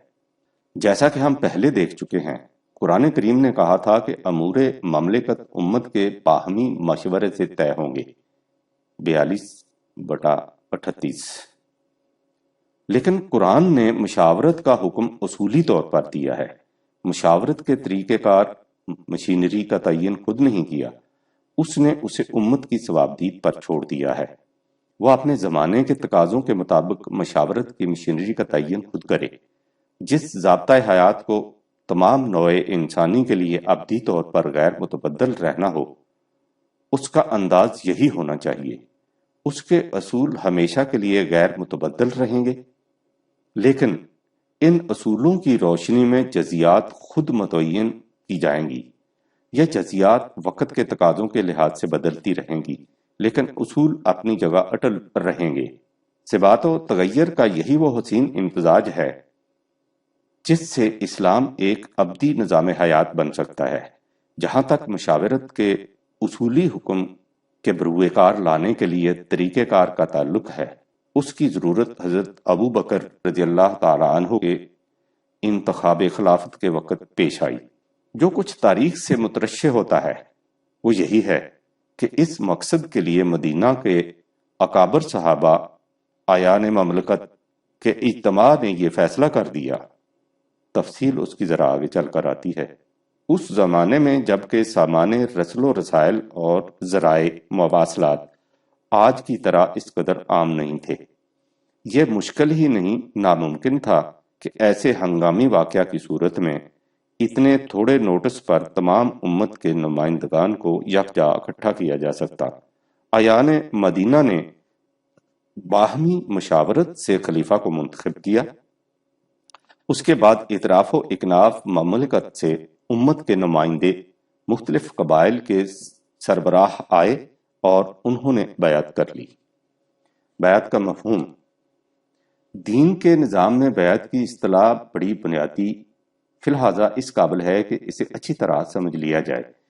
قرآن کریم کی روح سے جب کوئی شخص امت مسلمہ کی سوسائٹی کا رکن بننا چاہے، یعنی عام اصطلاح میں مسلمان ہونا چاہے، تو اسے اپنی کامل رضامندی سے ایک معاہدہ پر دستخط کرنے ہوتے ہیں، جس کی روح سے وہ شخص ان اللہ اشتری من المؤمنین انفسہم واموالہم بان لہم الجنہ 9/111 اپنی جان اور مال اللہ کے ہاتھ بیچ دیتا ہے اور اس کے عوض اللہ اسے جنت کی زندگی کی ضمانت دیتا ہے، اس دنیا کی زندگی میں بھی اور موت کے بعد بھی۔ یہاں سوال پھر وہی پیدا ہوتا ہے کہ اللہ تو ایک اندیکھی غیر محسوس حقیقت ہے، اس کے ساتھ بیع و شرع، خرید و فروخت کا یہ معاملہ طے کس طرح سے پاتا ہے؟ اور اس کا جواب بھی وہی ہے جو پہلے دیا جا چکا ہے کہ یہ معاملہ طے پاتا ہے اس سربراہ مملکت کے توسط سے جو احکام خداوندی کے مطابق حکومت قائم کرتا ہے۔ اصولاً یوں سمجھ لیجیے کہ انسانوں کے معاملہ میں جس قدر ذمہ داریاں اللہ نے اپنے اوپر لی ہیں اور جس کا ذکر قرآن کریم میں آیا ہے، وہ اسلامی مملکت کے ہاتھوں پوری ہوتی ہیں۔ جو مملکت اللہ کی یہ ذمہ داریاں پوری کرتی ہے، اسی کو حق حاصل ہوتا ہے کہ وہ لوگوں سے احکام خداوندی کی اطاعت کرائے۔ اس اصول کے مطابق اللہ سے بیع و شرع یعنی حقوق اور ذمہ داریوں کا یہ معاملہ سربراہ مملکت کی وساطت سے طے پاتا ہے۔ اس کی شہادت خود قرآن کریم میں موجود ہے۔ جب صلح حدیبیہ سے پہلے جماعت مومنین پر سخت نازک وقت آیا، جس میں نظر آتا تھا کہ اہل مکہ کے ساتھ شدید مقابلہ ہوگا اور اس میں انہیں بے دریغ جانیں قربان کرنی پڑیں گی، تو حضور نے بیع و شرع کے معاملہ کی تجدید یا یاد دہانی کے طور پر جماعت مومنین سے بیعت لی۔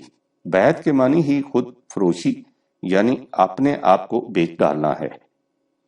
اس مقصد کے لیے صحابہ آتے اور اس زمانے کے قاعدے کے مطابق اس معاہدہ کے لیے اپنا ہاتھ حضور صلی اللہ علیہ وسلم کی طرف بڑھاتے اور حضور صلی اللہ علیہ وسلم ان کے ہاتھ پر اپنا ہاتھ رکھ کر معاہدہ کی توثیق فرماتے تھے۔ اس بیعت کو قرآن کریم نے ان الفاظ میں بیان کیا ہے کہ ان الذین یبایعونک، یہ لوگ جو اے رسول آپ کے ہاتھ پر بیعت کرتے ہیں، انما یبایعون اللہ، یہ در حقیقت اللہ کے ساتھ اپنی بیع کا معاملہ طے کرتے ہیں۔ ید اللہ فوق ایدیہم 48/10 ان کے ہاتھ پر نظر بظاہر محسوس طور پر تو آپ کا ہاتھ ہوتا ہے، لیکن در حقیقت یہ اللہ کا ہاتھ ہے۔ آپ ان سے یہ معاہدہ اللہ کے بیہاف پر کرتے ہیں۔ یہ تھی وہ بیعت جو مختلف قبائل نمائندگان ملت اسلامیہ خلیفہ کے ہاتھ پر کرتے تھے۔ اس طریق سے اس انتخاب کی توثیق تمام ملت کی طرف سے ہو جاتی تھی۔ حضرت ابوبکر کے انتخاب کے وقت مشاورت کے قرآنی حکم کی تعمیل کے لیے یہ طریقہ کار اختیار کیا گیا۔ حضرت ابوبکر رضی اللہ عنہ نے اپنے جانشین کے انتخاب کے سلسلہ میں اس طریقہ کار میں ذرا سی تبدیلی کر لی۔ آپ نے لوگوں کو بلایا اور ظاہر ہے کہ یہ لوگ اہل مدینہ ہی کے اعیان و ارکان تھے، اور ان سے کہا، لوگوں جو کچھ میری حالت ہے وہ تمہارے سامنے ہے۔ میں خیال کرتا ہوں کہ اب میں زیادہ عرصہ تک زندہ نہیں رہ سکتا، اس لیے اللہ نے تمہیں میری بیعت سے آزاد کر دیا ہے اور تمہیں اختیار دے دیا ہے کہ تم اپنے لیے ایک سربراہ کا انتخاب کر لو۔ اگر تم میری زندگی میں ایسا کرو گے تو میرے بعد اختلاف سے بچ جاؤ گے۔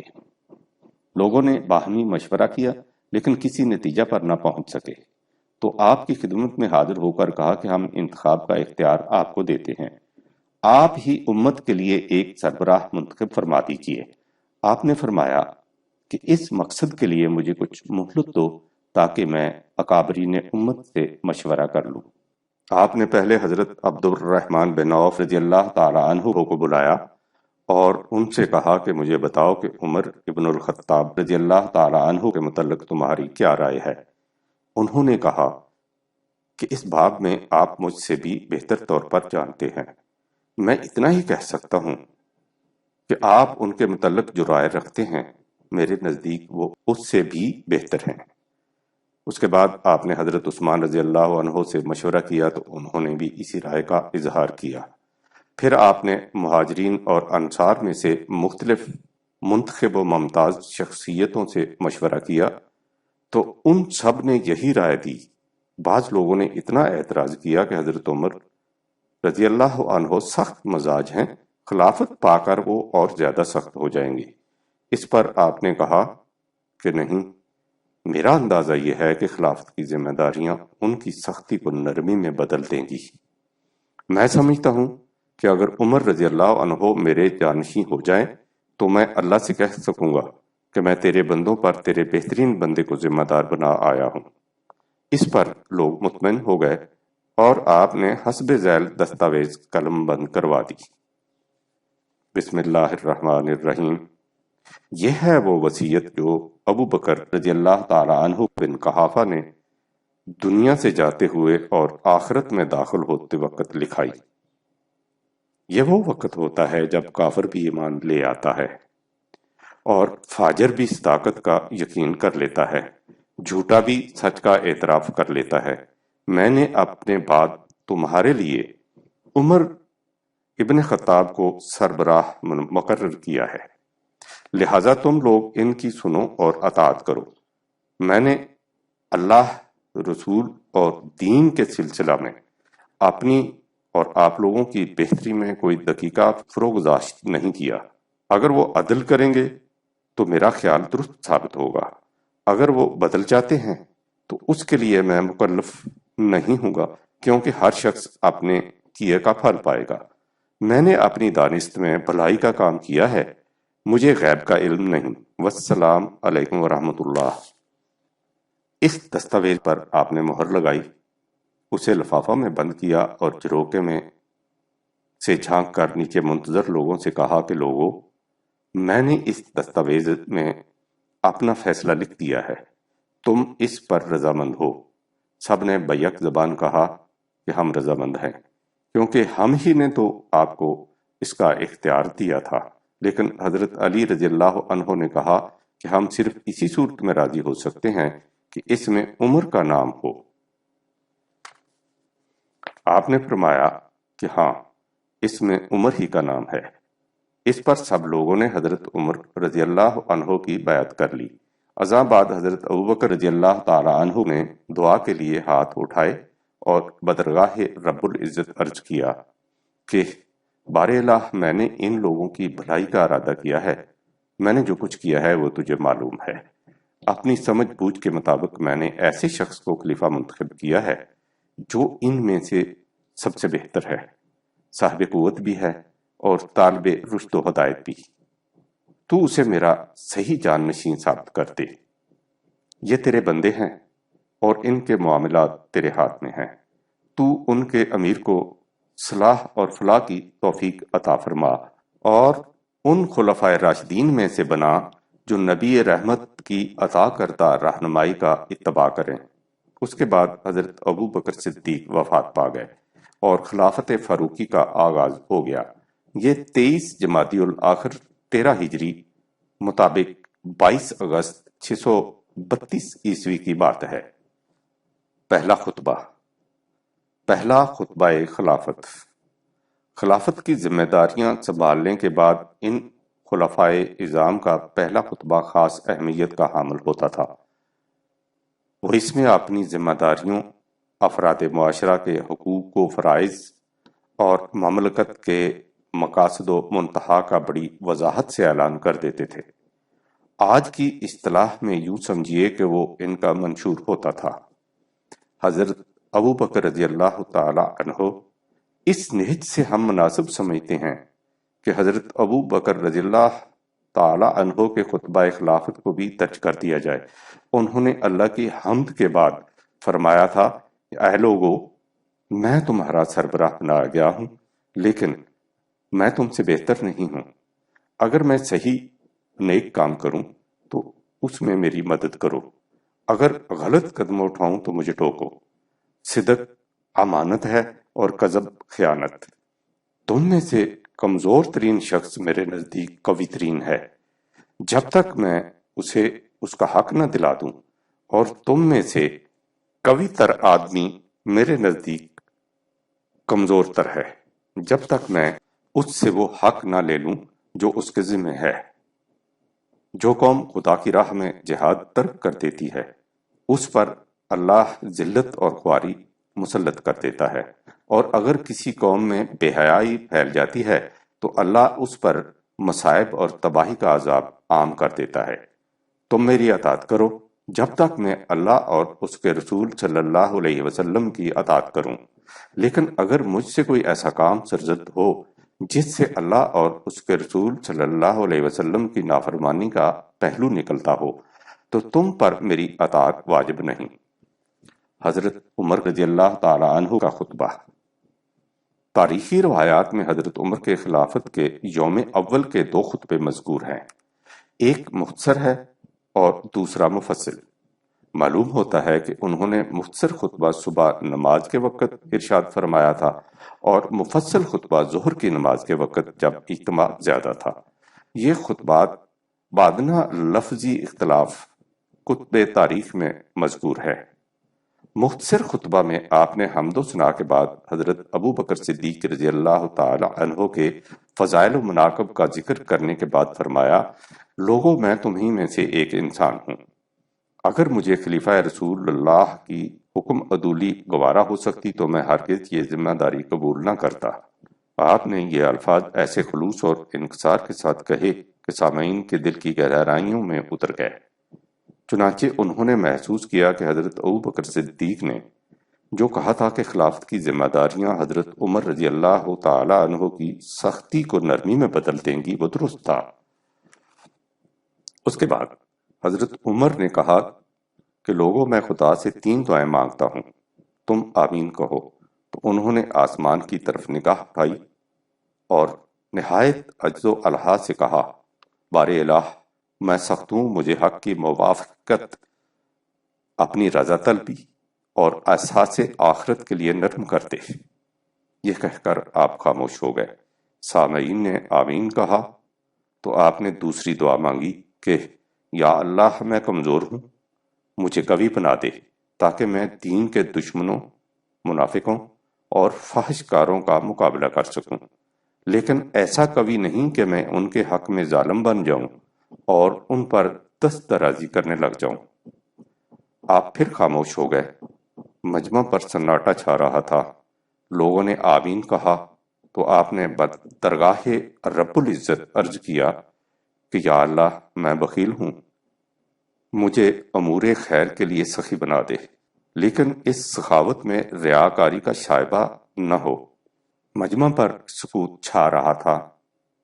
تھوڑے سے توقف کے بعد آپ نے فرمایا، یا ایھا الناس، اللہ نے میرے 2 رفقا کے بعد مجھے تم پر باقی رکھا ہے تاکہ وہ میرے ذریعے تمہاری اور تمہارے ذریعے میری آزمائش کرے۔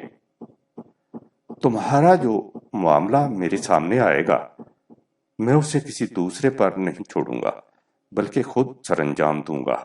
البتہ جو معاملہ ایسا ہوگا جس میں مجھے دوسروں کی معاونت کی ضرورت ہوگی تو اس کے لیے میں حتی الامکان ایسے لوگوں کو متعین کروں گا جن کی صداقت اور امانت میں شبہ نہ ہو۔ اگر وہ لوگ صحیح راستے پر چلیں گے تو میں ان کے ساتھ نیک سلوک کروں گا، اگر غلط رویہ اختیار کریں گے تو انہیں عبرتناک سزا دوں گا۔ اس کے بعد آپ نے سامعین سے کہا کہ قرآن پڑھا کرو، اسی سے تمہاری قدر و منزلت ہوگی، اور اسی پر عمل کرو تاکہ تم حامل قرآن ہو جاؤ۔ اپنے نفوس کا وزن کرو، اس سے بیشتر کہ تمہارا وزن کیا جائے۔ قیامت کے دن کے لیے اپنے آپ کو تیار کرو جب تم خدا کے سامنے پیش کیے جاؤ گے اور تمہاری کوئی بات پوشیدہ نہیں رہے گی۔ اس کے بعد پھر اپنے لیے ایک اور دعا مانگی جس میں کہا کہ بار الہ مجھے تفکر و تدبر قرآنی عطا فرما تاکہ میں جو کچھ قرآن سے پڑھوں اسے اچھی طرح سمجھ سکوں اور اس کے نوادرات پر غور کر سکوں۔ یا اللہ مجھے توفیق عطا فرما کہ میں جب تک زندہ رہوں تیری کتاب پر عمل پیرا رہوں۔ ان اللہ علی کل شیء قدیر۔ یہ مختصر خطبہ تھا۔ دوسرے قدر مفصل خطبہ میں آپ نے حمد و ثنا کے بعد برسر منبر فرمایا۔ مفصل خطبہ۔ مجھے معلوم ہوا ہے کہ لوگ میری سختی سے خائف اور میری درستی سے لرزاں ہیں۔ وہ کہتے ہیں کہ عمر رضی اللہ تعالیٰ عنہ اس وقت بھی ہم پر سختی کرتا تھا جب ہم رسول اللہ صلی اللہ علیہ وسلم کے سایہ عاطفت میں تھے، اور اس وقت بھی جب ہمارے اس کے درمیان حضرت صدیق اکبر رضی اللہ تعالیٰ عنہ حائل تھے۔ لیکن اب کیا ہوگا جب ہم میں نہ رسول اللہ صلی اللہ علیہ وسلم موجود ہیں، نہ ابو بکر صدیق رضی اللہ عنہ، اور معاملات تمام کے تمام اس کے ہاتھ میں ہیں۔ جو شخص بھی یہ کہتا ہے وہ ٹھیک کہتا ہے، لیکن ایسا کہتے وقت وہ بھول جاتا ہے کہ مجھے رسول اللہ صلی اللہ علیہ وسلم کی مصاحبت کا شرف حاصل تھا اور میں ان کا فرما پذیر تھا۔ وہ سراپا نرمی اور رحمت تھے، جیسا کہ اللہ تعالیٰ نے خود فرمایا ہے کہ وہ مومنین کے لیے رافت و رحمت کا سرچشمہ ہے۔ بارگاہ رسالت میں میری حیثیت ایک شمشیر برہنہ کی سی تھی۔ جب حضور چاہتے اس شمشیر کو اذن کار عطا کر دیتے اور جب چاہتے اسے نیام میں رکھ لیتے۔ میں حضور کی خدمت میں اس طرح رہا تا آنکہ اللہ تعالیٰ نے آپ کو یاد فرما لیا۔ حضور آخر وقت تک مجھ سے خوش رہے، اس پر میں اللہ کا لاکھ لاکھ شکر ادا کرتا ہوں، اور اس سعادت عظمیٰ پر مجھے فخر و ناز ہے۔ اس کے بعد امت کی زمام کار حضرت ابو بکر صدیق رضی اللہ تعالیٰ عنہ کے سپرد کر دی گئی، جن کے تحمل اور نرمی سے انکار نہیں کیا جا سکتا۔ میں ان کا بھی خادم اور مددگار تھا اور اپنی سختی کو ان کی نرمی میں سمو دیتا تھا۔ میں حسب سابق ایک برہنہ تلوار تھا جسے وہ جس وقت چاہتے بروئے کار لاتے اور جب چاہتے زیر نیام کر لیتے۔ میں اسی طرح ان کے ساتھ رہا یہاں تک کہ اللہ نے انہیں ہم سے جدا کر دیا، یہاں تک کہ اللہ نے انہیں ہم سے جدا کر دیا۔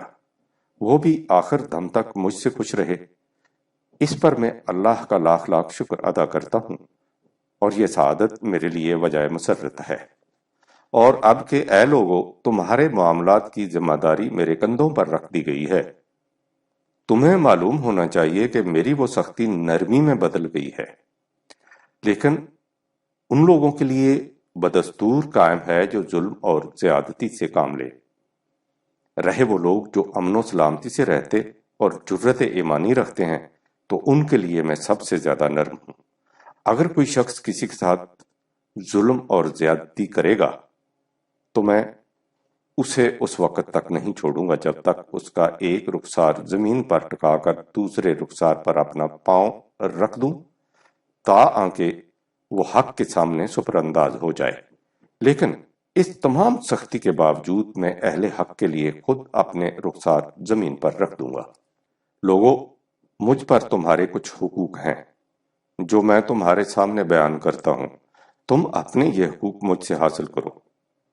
تم پر میرا صرف یہ حق ہے کہ تمہارے خراج اور مال غنیمت میں سے جو اللہ تمہیں عطا کرے، یعنی مملکت کی آمدنی میں سے اپنے کفاف کے لیے لوں، لیکن اس سے ناحق نہ لوں۔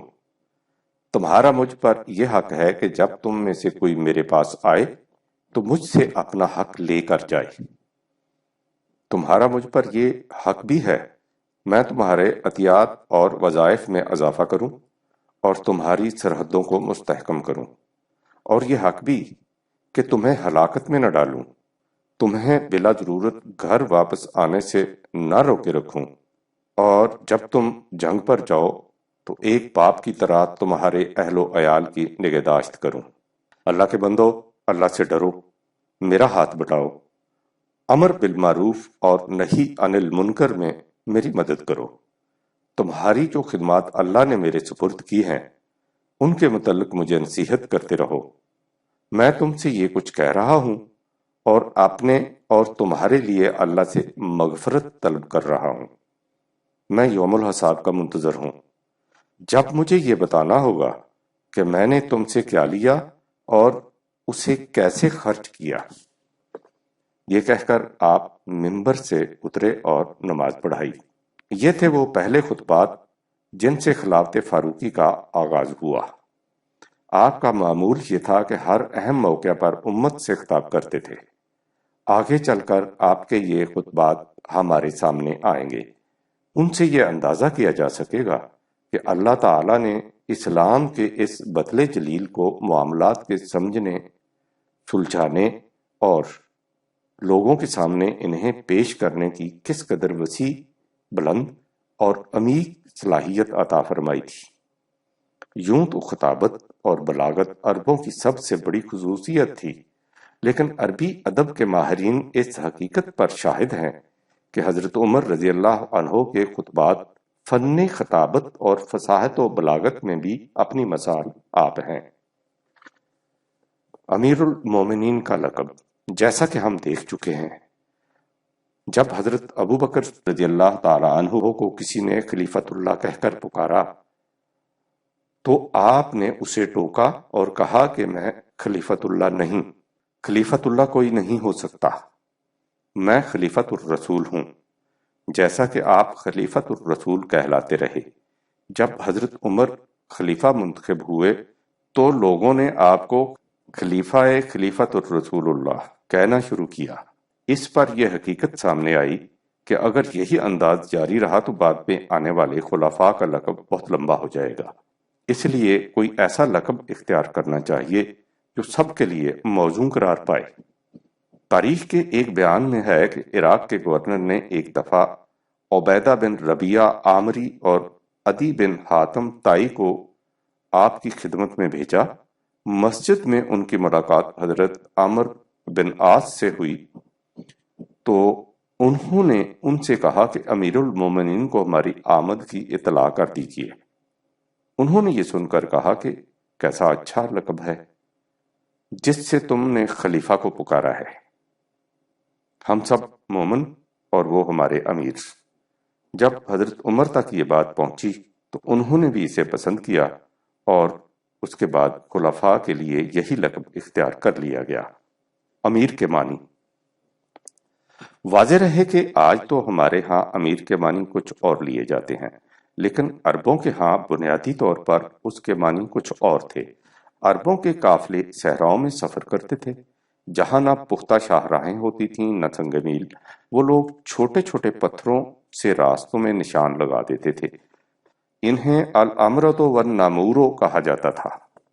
بنابراین امر کے بنیادی معنی علامت، نشان یا رہنمائی کے تھے۔ یہیں سے اس کے معنی مشورہ کرنے کے آتے ہیں۔ الاعتمار کے معنی ہے مشورہ کرنا۔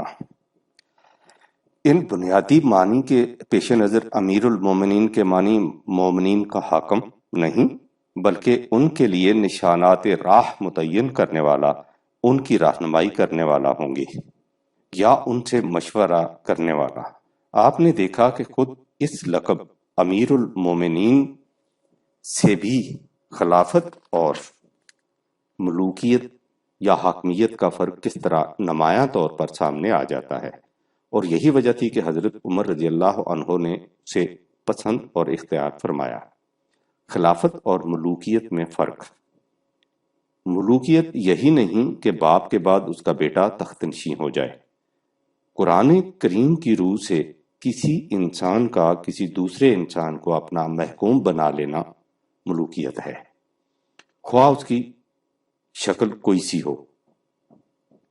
قدیم زمانے کی بادشاہت، عصر حاضر کی ڈکٹیٹرشپ اور مغربی جمہوریت جس میں انسانوں کا ایک گروہ، اکثریتی پارٹی، دوسرے انسانوں سے اپنا حکم منواتی ہے، سب ملوکیت میں شامل ہیں۔ قرآن کریم کا واضح فیصلہ ہے کہ ما کان لبشر ان یؤتیہ اللہ الکتاب والحکم والنبوۃ ثم یقول للناس کونوا عبادا لی من دون اللہ ولکن کونوا ربانیین بما کنتم تعلمون الکتاب وبما کنتم تدرسون۔ کسی انسان کو اس کا حق حاصل نہیں، خواہ اللہ اسے ضابطۂ قوانین، حکومت کے اختیارات یا نبوت بھی کیوں نہ دے دے، کہ وہ لوگوں سے کہے کہ تم اللہ کے نہیں بلکہ میرے محکوم بن جاؤ۔ اسے یہی کہنا چاہیے کہ تم اس کتاب خداوندی کے ذریعے جسے تم پڑھتے پڑھاتے اور اس کے معنی پر غور و فکر کرتے رہتے ہو ربانی بن جاؤ۔ جیسا کہ پہلے بتایا جا چکا ہے، حق حکومت صرف اللہ کو حاصل ہے، جس کی تعمیل کا عملی ذریعہ اس کی کتاب کی اطاعت ہے۔ وہ اللہ اپنے حق حکومت میں کسی کو شریک نہیں کرتا۔ لا یشرک فی حکم ہی احدہ 18/26۔ لہذا خلافت احکام و قوانین خداوندی کی اطاعت کرنا اور کرانا ہے۔ ملوکیت دوسروں سے اپنے احکام منوانا۔ قرآن نصب خلافت کا حکم دیتا ہے اور ملوکیت کو حرام ٹھہراتا ہے۔ اقبال کے الفاظ میں خلافت بر مقام ما گواہیست، حرام است آنچ بر ما پادشاہیست۔ ملوکیت ہمہ مکر است و نئے رنگ، خلافت حفظ ناموس الہیست۔ انسان اپنے لیے جو نظام بھی خود وضع کرے گا وہ ملوکیت ہی کی کوئی نہ کوئی شکل ہوگی۔ اسے حقیقی آزادی اسی وقت نصیب ہوگی جب وہ انسانوں کی ہر قسم کی محکومی سے نکل کر صرف احکام خداوندی کی اطاعت اختیار کرے۔ اقبال ہی کے الفاظ میں ہنوز اندر جہان آدم غلام است، نظامش خام و کاوش ناتمام است۔ غلام فقر آن گیتی پناہم، کہ در دینش ملوکیت حرام است۔ خلافت قائم کرنے والا سب سے پہلے خود احکام و قوانین خداوندی کی اطاعت اختیار کرتا ہے۔ وہ اعلان کرتا ہے کہ انا اول المسلمین 6/163۔ سب سے پہلے میں اس کے احکام کے سامنے سر تسلیم خم کرتا ہوں، اور پھر دوسروں سے بھی اسی کے احکام کی اطاعت کراتا ہے۔ اسی کا نام الاسلام ہے۔ یہی نظام رسول اللہ صلی اللہ علیہ وسلم نے قائم کیا، اسی کا اتباع حضرت صدیق اکبر رضی اللہ عنہ نے کیا، اور اسی روش پر حضرت فاروق اعظم رضی اللہ عنہ گامزن رہے، اور ہر موقع پر خلافت اور ملوکیت کے فرق کو نمایاں کر کے دکھاتے اور سمجھاتے رہے۔ زیر نظر کتاب میں جو کچھ آپ کے سامنے آئے گا، اجمالاً وہ ملوکیت اور خلافت کے اسی بنیادی فرق کی تشریح ہوگی، جس کی جھلک مختلف پہلوؤں سے وجہ فروغ دیدہ دل ہوگی۔ مثلاً فتح قادسیہ کے بعد حضرت عمر نے اپنے خطبہ میں فرمایا، واللہ میں کوئی بادشاہ نہیں ہوں کہ تمہیں اپنا غلام بنا لوں، میں تو خود اللہ کا غلام ہوں۔ اس نے میرے سپرد ایک امانت کر دی ہے، اگر میں اسے اس طرح استعمال کروں کہ تمہارا ہر طرح سے خیال رکھوں اور تمہیں گھر بیٹھے سے راب کر دوں تو میں سعادت مند ہوں، اور اگر میں امانت کو اٹھا کر اپنے گھر لے جاؤں تو میں سخت بدبخت ہوں گا کہ چند دن عارضی طور پر خوش ہو لوں اور پھر ابدی غم و الم میرے حصے میں ہوں۔ میں جانتا ہوں کہ اس خیانت کے جرم میں مجھے کبھی معافی نہیں مل سکے گی، اور نہ میں واپس بھیجا جاؤں گا کہ تمہیں آ کر راضی کر لوں۔ اللہ کی محکومی سے حاصل کیا ہوتا ہے، اسے حضرت عمر رضی اللہ عنہ نے ایک مختصر سے فقرہ میں ایسی جامعیت سے واضح کر دیا ہے کہ آپ جس قدر اس کی گہرائی میں جائیں وہ حقیقت عمیق سے عمیق تر ہوتی چلی جاتی ہے۔ ایک دن آپ اپنے رفقاء کے ساتھ مصروف سفر تھے، ایک وادی سے گزرے تو بلا کچھ کہے اونٹ سے اترے اور زمین پر سجدہ ریز ہو گئے۔ اٹھے تو آنکھیں اشکبار تھیں۔ ساتھیوں کے دریافت کرنے پر کہا، یہ وہ وادی ہے جس میں میں اونٹ چرایا کرتا تھا۔ باپ سخت گیر تھا، مجھ سے مشقت بھی لیتا تھا اور پیٹتا بھی تھا۔ وہ منظر سامنے آیا تو دل سے یہ آواز ابھری کہ عمر تو کس قدر خوش نصیب ہے۔ ایک دن وہ تھا اور ایک دن یہ ہے کہ آج تیرے اور تیرے اللہ کے درمیان کوئی قوت حائل نہیں۔ اس پر میرا سر نیاز بدرگاہ رب العزت بیتابانہ تشکر کے لیے جھک گیا۔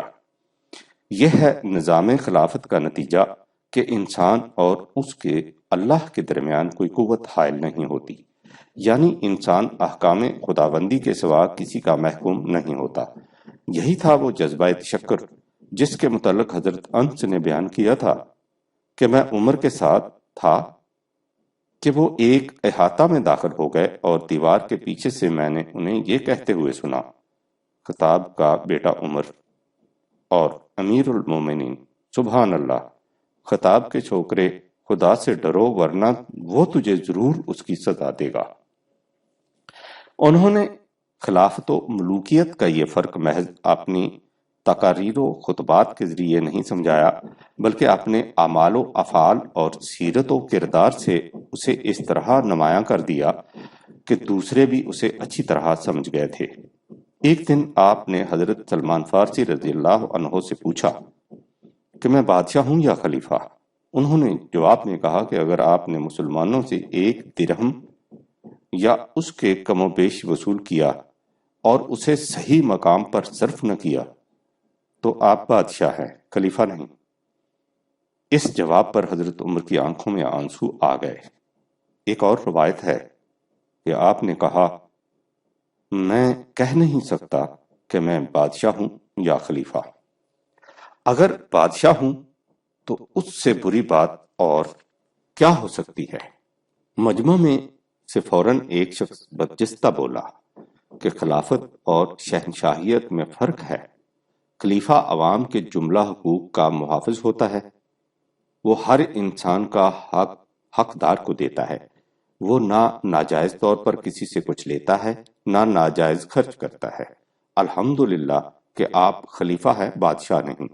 بادشاہ زبردستی کرتا ہے، ایک سے چھین کر دوسرے کو دیتا ہے۔ عام مسلمانوں کے ذہن میں خلافت اور بادشاہت کا فرق اس قدر واضح تھا کہ جب روم کا سفیر مدینہ پہنچا اور اس نے دریافت کیا کہ تمہارا بادشاہ کہاں ہے، تو اسے یہ جواب ملا کہ ما لنا ملک بل لنا امیر، ہمارا کوئی بادشاہ نہیں البتہ ہمارا امیر ہے، یعنی ہمارے لیے صحیح راستے کی نشاندہی کر کے خود بھی اس پر چلنے اور ہمیں بھی اس پر چلانے والا۔ آئیے اب دیکھیں کہ اس انسانیت ساز اصول کو محسوس پیکروں میں کس طرح ڈھالا گیا تھا۔ اسی کا نام سیرت فاروقی ہے۔